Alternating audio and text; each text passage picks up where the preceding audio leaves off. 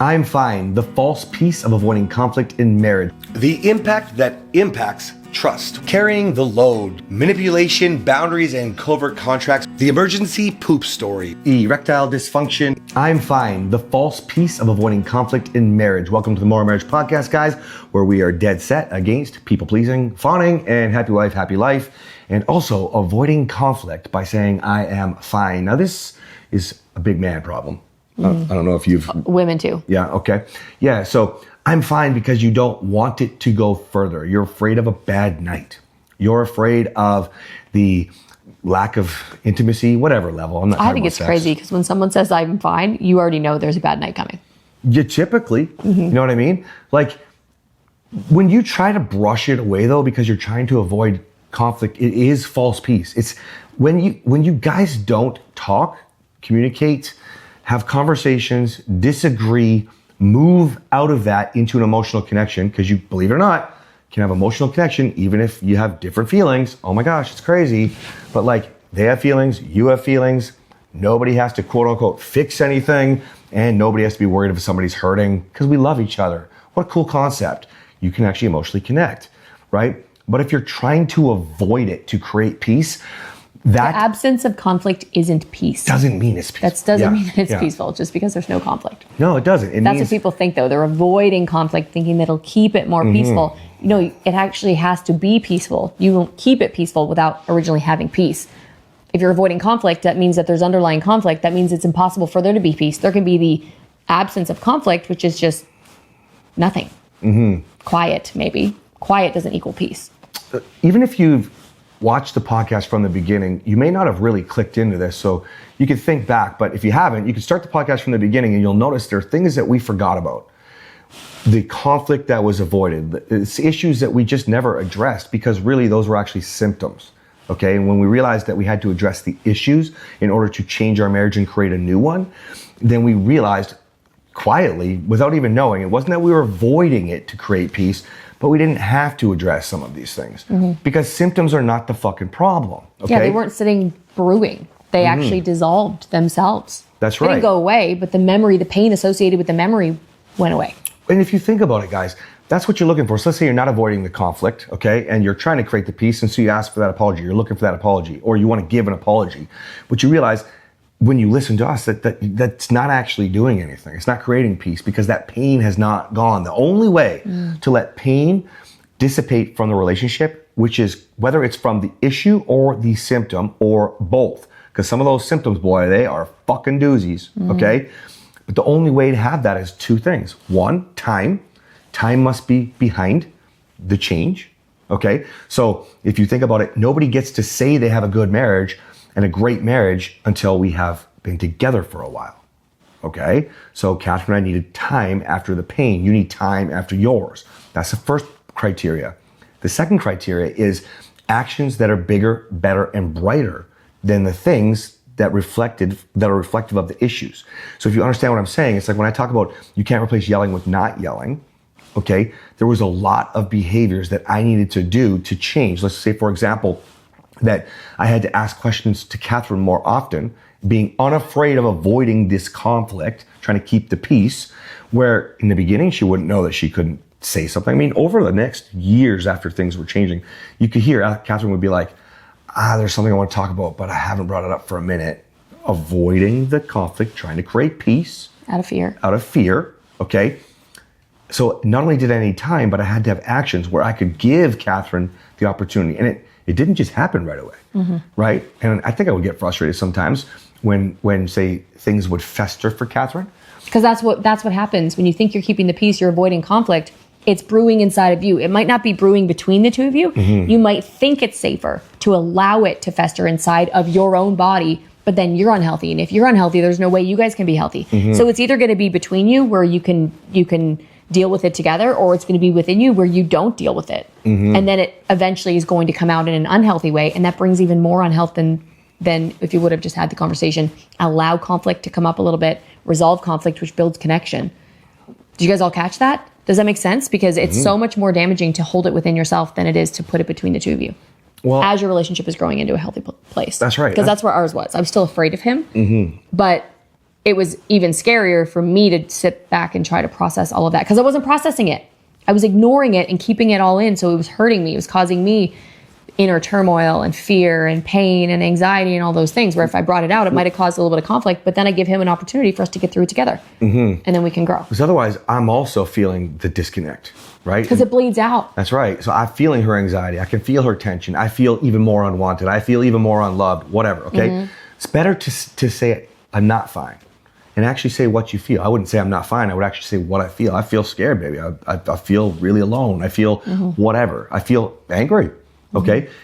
That's something that I had to learn. Probably didn't learn near fast enough. I don't even know if I've really ever done it. But now that I think about it, it would have been awesome probably for me to say, I feel really angry right now. And this is me at like a 9. And she'd be like, well, that's nothing. Like that's like a fucking -5 compared to what I know. What do you? Because you see, if I'm telling the truth, first of all, it's authentic. She can build trust again. Okay. And then second of all, then it allows her the safe place to feel. And eventually you both need to do this. Okay. But why is that important? Because if you're not fine, you're going to create the life that you don't want. Now realize it can be scary, but why is this even better? Because it's that emotional connection I was talking about. Let's say she's terrified to tell me something, afraid I'm going to come unglued, afraid about how I'm going to attack her character. It's going to be an all-night lecture. Like she has a talk with a client today, and all of a sudden she's like afraid out of her mind because she's been remembering something. She wants to talk about it. If she feels that way and I can be there for her, then, and not take it personal, by the way. How many of you are like, oh, fuck, we already addressed that. Like, just don't take it personal. Kathryn talks about this all the time.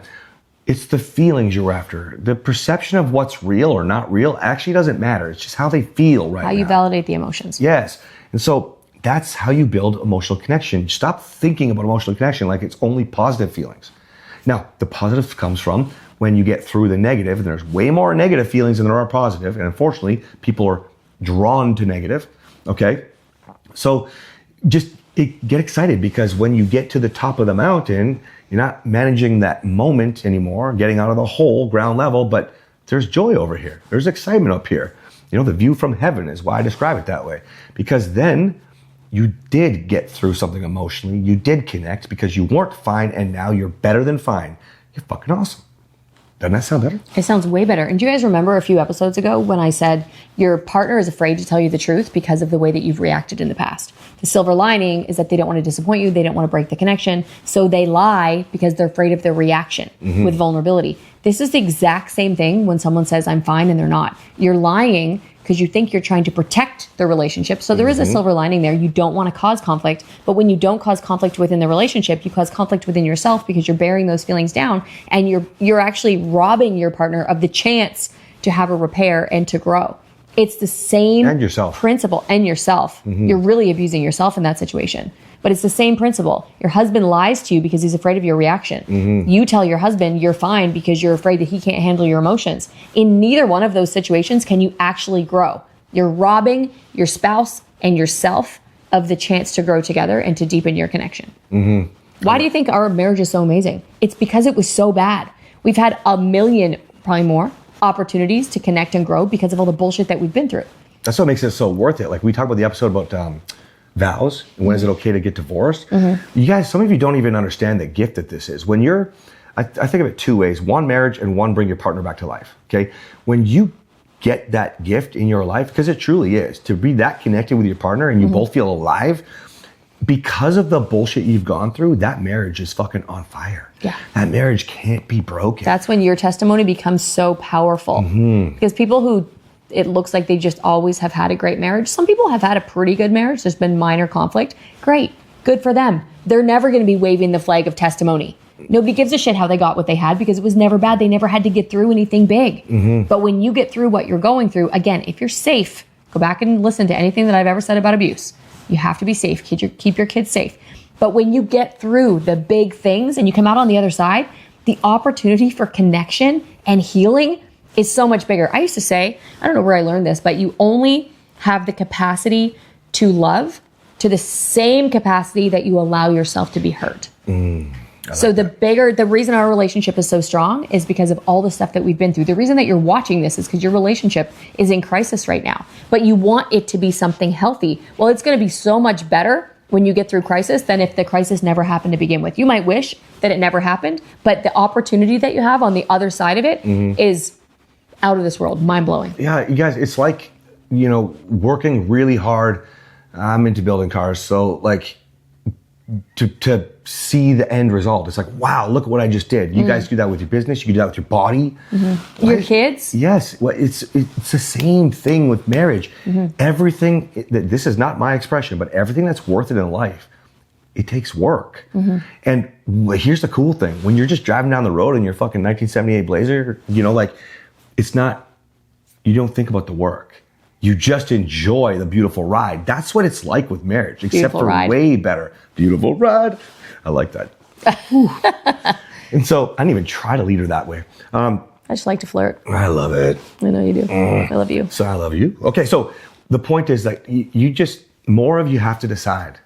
As you're going through this holiday season, which is right when this episode will air, you are struggling and you're trying to honor your vows.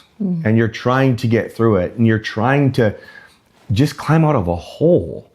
Stop pretending it's fine. It's not. Okay? But that doesn't mean you need to go talk about all your shit. What you need to do is be authentic. And most of you, I tell men this all the time. Don't throw the kitchen sink at your husband. No, and I tell men all the time, whatever your wife says, because men always want to know how to fix it, okay? Stop. Wives, don't let your husband do that anymore. Don't, because most of you tell your partner what you want from them, and it's not even close to what you want, because it's been so long now, and there's so many other symptoms that you've forgotten all the basic shit that you need. That's why I go so fucking viral online, because I understand the foundation. You're stop trying to recreate sparks and shit. Foundation first. You had it when you met, but it was assumed. That's the problem. Now your assumptions have turned to expectations, and so your expectations just premeditate contempt as you protect yourself and fucking get divorced. Stop it. Right? Yep. All right, guys. Oh, February 13th, 14th, and 15th, morrowmarriage.com/anniversary, guys. This event is going to blow you away. I'm planning so much for it right now. I haven't even told you yet. It's going to be so exciting. All right, guys. See you next time. Bye.